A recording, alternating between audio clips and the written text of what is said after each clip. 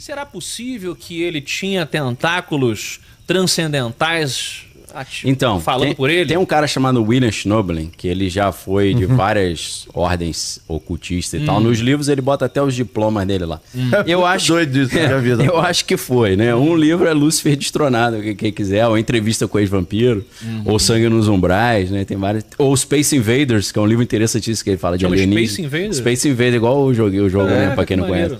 Esse cara, ele foi de uma ordem que é de uma maçonaria egípcia chamada Antigo Primitivo Rito de Mênfis e Mizraim, que é espúrio no Brasil, mas mais na França é mais forte, né? Tinha o rito de Mizraim, que o Cagliostro lá, aqueles caras que reuniram na Itália, né? Então eles reuniram um rito italiano com o rito francês, aí tinha o rito de Mênfis e o rito de Mizraim. Aí juntaram os dois, virou o rito de Mênfis e Mizraim. Lembrando que Mênfis é uma cidade no Egito e Mizraim era o nome hebraico para o Egito. Né? Então, nesse tipo de sociedade secreta, tem certos conhecimentos bem alto nível esotérico. Por exemplo, esse cara, William Schnoebelen, e um outro ocultista, o William Schnoebelen hoje é judeu messiânico, né? Mas o Léo Zagami Cara, fez tudo ele zerou, né? Ele não, porque ele começou como... Você o que hoje? Ele começou como católico. Caraca, Aí ele tava fazendo seminário católico para virar padre e o cara falou para ele que sacerdote alter Christus est, né? O sacerdote é um outro Cristo, é igual a Jesus. E aí ele disse que o professor falou assim, por que Jesus fazia milagre? Ele não fazia milagre porque ele era o filho de Deus, não. Ele fazia milagre porque ele foi iniciado no Tibete. No conhecimento ocultista. Então, você que quer ser um sacerdote igual a Cristo, você tem que fazer essa iniciação. Aí ele falou, então eu vou fazer essa iniciação, né? Aí ele foi pro Wicca, da Wicca ele foi pro druidismo, do druidismo ele foi pra maçonaria. O cara era multiclasse. O cara, ele disse que era overachiever, né? Que ele quer, né? Chegar... em tudo. Aí ele foi indo, Mormon também. Foi Mormon? Caraca. O cara é bom porque ele fala em todos os assuntos, né? Você quer saber a opinião. Deve ser uma pessoa interessante de trocar ideia, interessante pra caramba, pô. Então... Deve ter feito crossfit também. Cara, também, com certeza. Com certeza é o que a primeira coisa que ele fala que faz. Escutava aquelas músicas do Roberto Carlos também. Tem um... como é que é? World of the Unknown. Era um podcast antigaço que eu assistia. Ele ia várias vezes. Esse podcast sumiu, cara. Eu não achava de jeito nenhum. Eu só consegui achar pesquisando pelo DuckDuckGo. Que aí se você botar, era WOTU, né? World of the Unknown. Cara, tem altas entrevistas ali. Tem um padre britânico que ia aos cemitérios identificar em quais túmulos estavam os vampiros mortos. E ele arrancava a cabeça e botava fogo no defunto. Como é que foi o trabalho hoje? Pra garantir, E o cara dá entrevista falando isso. Eu não sei se o cara tá dando entrevista dentro do hospício, né? Ou se a parada... Caramba. Mas as histórias dão os filmes. Então o William Schnoebelen, ele foi iniciado em sociedades secretas que seguiam os mitos de Lovecraft, né? Qual, por exemplo? Lá em Chicago, tem um cara chamado, acho que ele tá vivo ainda, Michael Bertier. Esse cara, ele misturou a OTOA, que é a Ordo Templi Orientis antiga, com o rito de Mênfis e Mizraim, com o voodoo haitiano. Caramba. E ele se iniciou com esse cara, e ainda envolve vampirismo também. Tem uma iniciação vampírica na Eclésia Gnóstica lá, que é inspirada no Crowley, né? No Aleister Crowley. Então ele, através desse cara, que é tipo um ícone do ocultismo no mundo, esse cara disse que o tio do Lovecraft era do rito de Mênfis e Mizraim e não deixou herdeiro. Quando morreu, deixou todos os livros, que só tem acesso quem é de dentro das ordens, pro Lovecraft. E aí ele se inspirava nessa literatura ocultista do rito de Mênfis e Mizraim. É engraçado que tem umas obras assim... Inclusive tem uma obra do próprio Lovecraft que é o modelo de Pickman. Essa eu não lembro. Como é que era mesmo? O modelo de Pickman é a história de um artista numa escola lá de arte, um desenhista tal, que ele é meio medíocre, não chama muita atenção dos professores de início tal. E aí, de uma hora para outra, ele começa a produzir umas pinturas extremamente perturbadoras e magnéticas, assim, sabe? E muito horríveis. Cenários indescritíveis de morte, de sofrimento, coisas... ou então que você não consegue decifrar. E os professores começam a discutir aquilo, começam a chamar gente de fora, começa a ganhar um destaque. E o cara que narra a história, que é o colega dele, que ele é um cara super esquisito e tal. Inclusive, essa obra tá adaptada naquela série da Netflix recente, o Gabinete de Curiosidades do... eu não terminei de ver ainda, mas eu quero, eu tava adorando. Legal. Isso aí que você tá falando tem uma história incrível dessa mesma situação que eu vou contar, então, que a galera vai gostar. Faço a ponte pra você. E aí, pra completar, os caras, eles vão... O amigo dele começa a desconfiar que aquelas pessoas começam Tá a ficar meio meio estranho, birutas quando olham pra pintura. pra pintura. Ninguém consegue entender de onde o cara criou isso. Aí, resultado. O cara, ele tinha no porão dele uma passagem, que como boa obra Lovecraft, você não precisa explicar muito, para um outro mundo onde essas coisas horrendas saíam. E eu não lembro se no livro ele jogava coisa pra elas comerem e tal. E aí quando elas saíam, ele desenhava elas. Posava pra ele, né? Exato. Aí ele cria uma espécie de relação ali, não sei o que. No final dá uma baita merda, não vou falar para o pessoal assistir. Mas a brincadeira que o Lovecraft faz ali é o seguinte, que não é possível que esse cara tá inventando isso do nada. Ele deve estar tirando de algum lugar. Aí eu lembrei do que você acabou de falar. Tipo, será que o próprio Lovecraft... Tava tinha recebendo um livro lá da família. Eles dizem que é isso. E o William Schnobel, quando ele ia para Chicago, que ele era acho que do Kentucky, fazia os cursos com o Michel Berthier, ele ficava na casa do cara. Só que ele dormia na sala. E ele falou que na sala ele tinha quadros muito obscenos e estranhos, meio Lovecraft, e plantas estranhíssimas também, que ele nunca viu. E ele disse que o cara falava que aquilo ali era arte transulgatiana. Caraca. Porque o Yugat, na mitologia do Lovecraft, é Plutão. Isso. Que ficou Plutão porque não é planeta mais, né? Então, o que o Lovecraft dizia? Que tinha os deuses do nosso sistema solar e os deuses, the old ones, the great old ones, os antigos, ancestrais, depois de Plutão. Então seria uma outra hierarquia. É como se fosse Jeová e Jesus fossem só dessa sistema solar e lá tivesse outros deuses mais antigos, mais poderosos. Outro panteão. Então a magia transulgatiana é uma magia muito mais poderosa porque ela acessa esses deuses que estão além de Plutão, que são muito mais poderosos do que os daqui. Sim. O cara... E aí ele disse que quando ele dormiu, ele ouvia alguns barulhos estranhos na sala. Quando ele olhava, ele falou, não é que as pinturas mudavam de lugar. A que tava aqui tá do lado de lá. O desenho dentro da pintura mudava. Nossa. Se mexia. Sim. E as plantas se mexiam também. Sim. Aí ele disse que... Ele falou, aí ele falou, pô, esses troços estão mexendo. Aí disse que o cara ria e falava, isso aqui é arte transulgatiana. Aí o cara disse que pintava aquilo como um ritual e ele botava alguns elementos estranhos, por exemplo, o sêmen dele na pintura. Né? Caraca. E ele regava a planta com sêmen também. Que rolê. Aí agora eu entendi porque elas estão mexendo sozinhas, né? O Metallica fez isso, né? Naquele álbum Load. Não. A capa do álbum Load, pouca gente sabe disso. Load em inglês pode ser uma gozada. Dá uma calibrada, né? E aí a capa é um negócio de sêmen e tal. Então, load é gozada. E aí já dizem que o nosso sistema solar tem a Via Láctea, né? Que é o leite derramado, então tem tudo a ver, Quem né? sabe somos todos uma ejaculação de um deus antigo. Isso. Olha que bonito. Que bonito isso, cara. Bonito pra caramba, Ele tá cara. poeta beça hoje. O nome de um livro. Olha, Aí, tá ó. bom em todas as livrarias. Não. Eles pintaram de vermelho, deram uma brincadeira, mas tipo Ele tava assim... com pedra no rim, né? Que são meio vermelho, né? Acho que Saiu, nervoso. Como Metallica tem que ser. Porque se fosse branco ia ser muito óbvio. fica meio na cara. Então a história que eles contam é que é um... Se você entende inglês, manja, você olha e fala, tá, entendi. A load. Load, entendeu? né? Sim. E tá aí. O Isso nome aí. load é isso, gozada. Botaram Uma gozadinha. porra na música. Eu conectando esse conto que você falou do Lovecraft com essa história, falei, meu irmão, os caras... É porque aqui a gente não tem muito isso, mas na igreja ortodoxa eles têm os ícones, né? Que são pinturas de santos que o cara fica olhando e ele conecta com o santo. Transcende. Nessa adaptação que esse Michael Berthier faz, essas pinturas dele, o cara fica olhando e ele faz o desdobramento espiritual, a projeção astral. O que ele diz que os caras fazem, por exemplo? O cara sai do corpo, aí a alma dele vai flutuando pelo espaço, passa num portal na estrela Sirius e acessa os deuses transulgatianos que estão além de Plutão. Ali, dobrando à esquerda, ali logo depois ali da na Terra do constelação Nunca. de Taurus ali, né? Você falou do Aldebaran, né? Do Cavaleiro Zodíaco. episódio desse que... Não, ele falou que nesse conto, acho que é um conto, né? O modelo de Pickman. O modelo de Pickman, ele conta essa questão da pintura. Então é interessante porque existem muitos ritos que têm a ver com a pintura. Na verdade, muitos rituais. Ia falar alguns nomes aqui, melhor não falar. O cara começa no espelho, né? Se olhando no espelho, aí ele vê o anjo da guarda dele lá, aparece e tal. Primeiro é pelo espelho, depois, desenvolvendo, ele começa a ver. O famoso espelho meu. Sabe Existe como é que mulher mais bonita do que eu. Os dois assuntos que eu amo, heavy metal e ufologia. Sabe como é que eu gostei? Satanismo. Tem a ver com religião. sua área de expertise. Eu estudei no Colégio Batista. Sim. Já deve ter contado isso no Matando Robô Gigante, mas vale aqui. E aí nós tínhamos aula de religião no Colégio Batista, né? Um beijoca pra quem estudou lá no Batista. Você queimava? No Rio de Janeiro. Você se sentia queimando? Não, cara, o que eu sentia...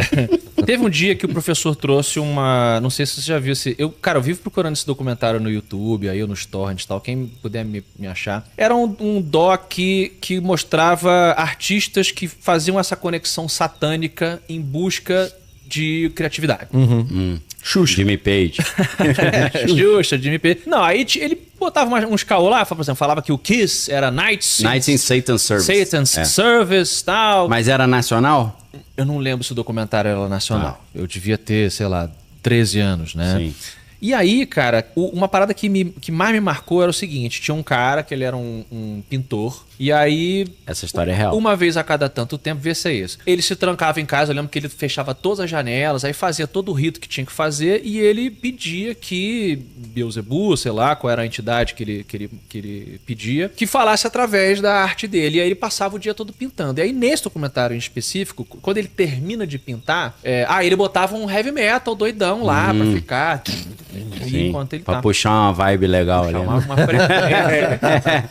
Pra energia ficar, Ficar naquela frequência. Não era um Dream Theater, entendeu? Não era uma good vibe. Pantera pra era um cima, Pantera né? pra Symphony tal. X. Isso. E aí, cara, quando ele termina a arte dele, nesse doc, ele quando mostra a arte, é um ET Grey feminino.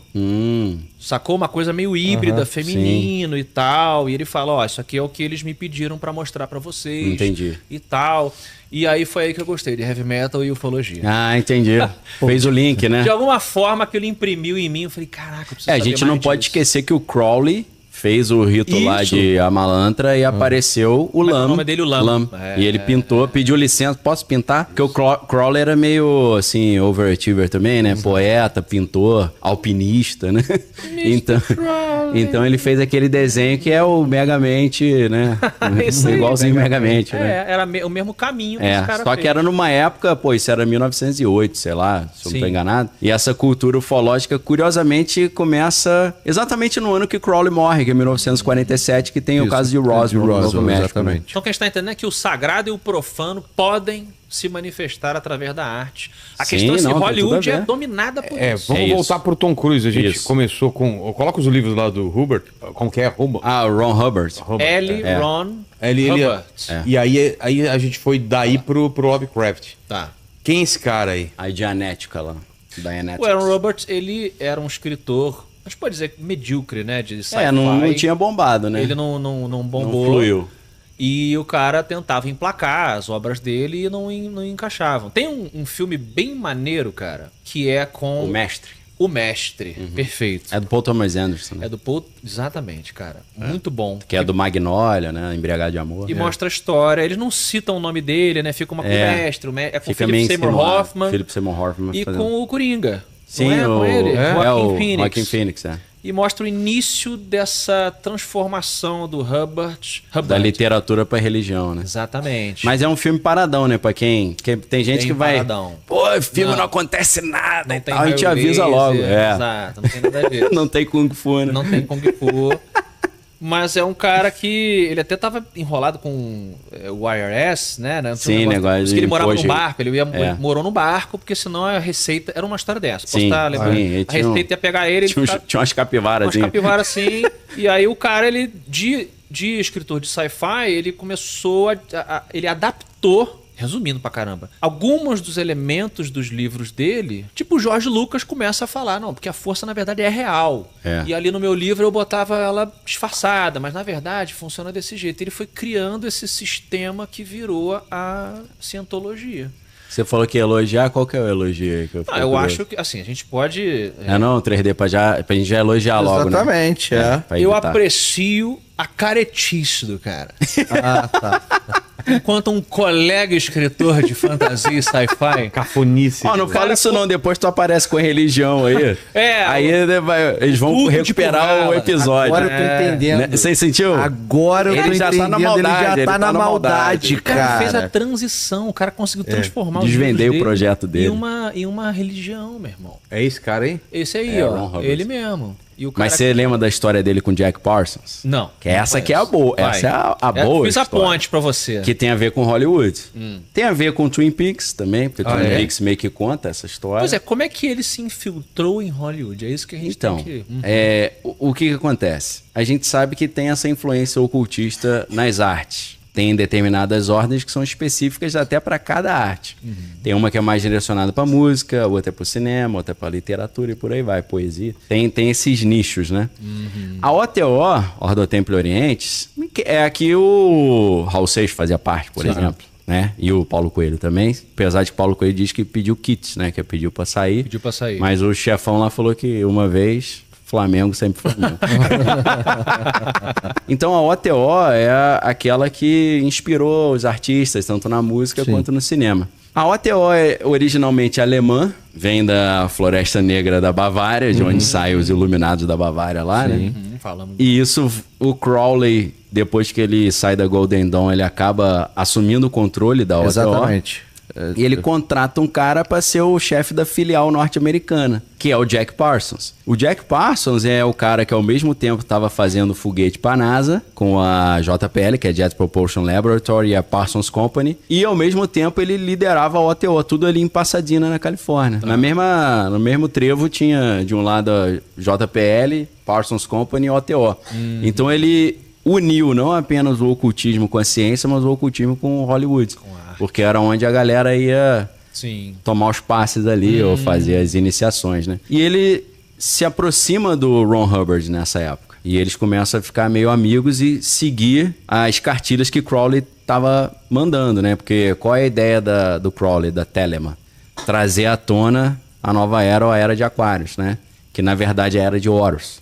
Que é o cristianismo deixar de ser a grande referência e Horus voltar a ser essa nova referência. E ele bota uns nomes diferentes de Horus, Harkur, Nuit, uns nomes estranhos, mas é Horus, né? Horus. A gente sabe que é Horus. Então, porque Horus também é o tal do filho divino, porque ele é filho de Osíris com Ísis e tal. Então é como se fosse o Cristo esotérico. E tem aqueles paralelos com Cristo. Os paralelos que a gente falou aqui naquele episódio sobre Sociedade Secreta, quem não assistiu, né? Eu mostrei na arquitetura de Washington esse projeto, né, que Washington foi construída pelo pessoal da maçonaria e tal, eles dão essas deixas, né? Então o que acontece? O Crowley tinha um entendimento que para trazer essa era nova, ele teria que primeiro fazer uma alquimia mental na humanidade, mudar a mentalidade do ser humano. E a melhor maneira de fazer isso seria por Hollywood. Pelo grande sistema de propaganda, né? Mudar a mente e o coração da humanidade. Saindo do cristianismo e indo mais pro ocultismo. O que hoje está plenamente